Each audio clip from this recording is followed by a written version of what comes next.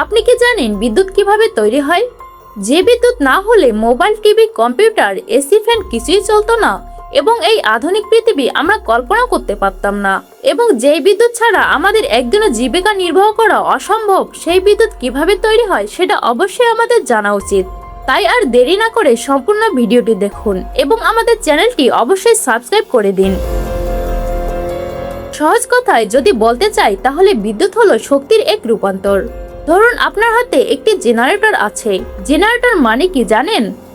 এটি একটি লোহার খাঁচা যার ভেতরে অনেকগুলো শক্তিশালী চুম্বক থাকে আর মাঝখানে থাকে তামার তারের কুণ্ডলী। এবার কল্পনা করুন আমি এই তারের কুণ্ডলীকে খুব দ্রুত ঘোরাচ্ছি। ভাবুন তো কি ঘটবে? ওই চুম্বকের টানে তারের ভেতরে থাকা ছোট ছোট ইলেকট্রনগুলো দৌড়াদৌড়ি শুরু করবে। এই ইলেকট্রনগুলো দৌড়াদৌড়ি হলো বিদ্যুৎ। এখন প্রশ্ন হলো এই তারের কুণ্ডলীকে ঘোরাবে কে? এখানেই আসে আসল খেলা। ধরুন পানির স্রোত। একটি বড় বাঁধে ওপর থেকে নিচে যখন পানি পড়ে তখন তা বিশাল এক চাকা বা টারবাইনকে ঘোরায়। এই টারবাইন জেনারেটরের সাথে লাগানো থাকে। পানি টারবাইন ঘোরাচ্ছে আর টারবাইন জেনারেটরকে ঘোরাচ্ছে, আর জেনারেটর আমাদের বিদ্যুৎ দিচ্ছে। এটাকেই বলে জলবিদ্যুৎ। আবার কয়লা বা প্রাকৃতিক গ্যাস পুড়িয়ে বিশাল এক পাত্রে পানি গরম করে বাষ্প তৈরি করা হয়। সেই বাষ্প যখন প্রচন্ড বেগে বের হয় তখন তা দিয়ে টারবাইন ঘোরানো হয়। একদম ফুটন্ত কেটলির ঢাকনা যেভাবে বাষ্পের চাপে নড়ে ওঠে, ঠিক সেভাবেই। আবার দেখুন সূর্যের আলো। সোলার প্যানেলে এমন এক ধরনের বিশেষ পদার্থ থাকে যাতে সূর্যের আলো পড়লে ইলেকট্রনগুলো সাথে সাথে মুক্ত হয়ে যায়। এর ফলে কোনো কিছুই না ঘুরে আমরা সরাসরি বিদ্যুৎ পাই। এভাবে স্থাপন করা হয় বায়ুকল।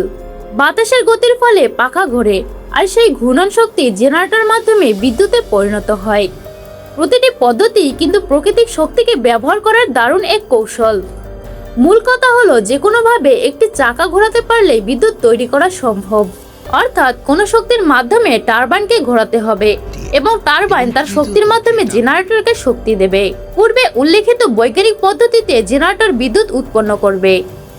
জেনারেটরের তৈরি বিদ্যুৎ সরাসরি বাড়িতে পাঠানো হয় না। প্রথমে এটাকে অনেক শক্তিশালী করা হয় যাতে এটি অনেক দূরে যেতে পারে। তারপর বড় বড় তারের মাধ্যমে শহর ও গ্রামে পাঠানো হয়। পরে ট্রান্সফরমার ব্যবহার করে এর শক্তি কমিয়ে বাড়িতে আনা হয় যাতে আমরা নিরাপদে ব্যবহার করতে পারি। আপনি কি কখনো খেয়াল করেছেন বিদ্যুতের খুঁটি আর তার এত উঁচুতে কেন থাকে? কারণ এতে বিদ্যুৎ নিরাপদে এবং দূরে পৌঁছাতে পারে আর কোনো দুর্ঘটনার সম্ভাবনাও কমে যায়। এই পুরো বিষয়টা শুনে কি আপনার মনে হচ্ছে? এটা তো আসলে খুব সহজ। আমাদের চারপাশে এই আধুনিক জীবনযাত্রার প্রতিটি মুহূর্তে বিদ্যুতের অবদান। কিন্তু আপনি কি কখনো ভেবেছেন বিদ্যুৎ আবিষ্কার হওয়ার আগে মানুষ কিভাবে চলতো? কিংবা কখনো কি মনে হয়েছে যদি একদিন পৃথিবী থেকে সব বিদ্যুৎ চিরতরে হারিয়ে যায় তবে আমাদের জীবন কেমন হবে? এই যে এত জটিল প্রক্রিয়ায় বিদ্যুৎ আমাদের ঘরে পৌঁছাচ্ছে, এর পুরো কৃতিত্ব কিন্তু মানুষেরই, সেই অনুসন্ধিৎসু বৈজ্ঞানিক চিন্তার। সবশেষে বিদ্যুতের প্রবাহ কি আমরা কোনোভাবে আটকে রাখতে পারি, নাকি এটি অবিরাম চলতেই থাকবে? ভাবুন তো ভবিষ্যতে কি এমন কোনো প্রযুক্তি আসবে যা দিয়ে আমরা বাতাস বা বৃষ্টির ফোঁটা থেকেও আরো বেশি বিদ্যুৎ তৈরি করতে পারবো?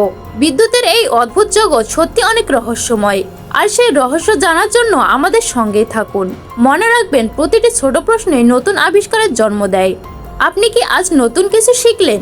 যদি শিখে থাকেন তবে বন্ধুদের সাথে শেয়ার করতে ভুলবেন না। বিদ্যুৎ নিয়ে আমাদের প্রিয় তথ্য কোনটি? কমেন্ট করে আমাদের জানান। আমাদের বিজ্ঞানের এই অসামান্য উদ্ভাবন কি ভবিষ্যতে আরো উন্নত হবে? আজ এখানেই শেষ করছি। নতুন ভিডিও দিতে দেখা হবে আবার।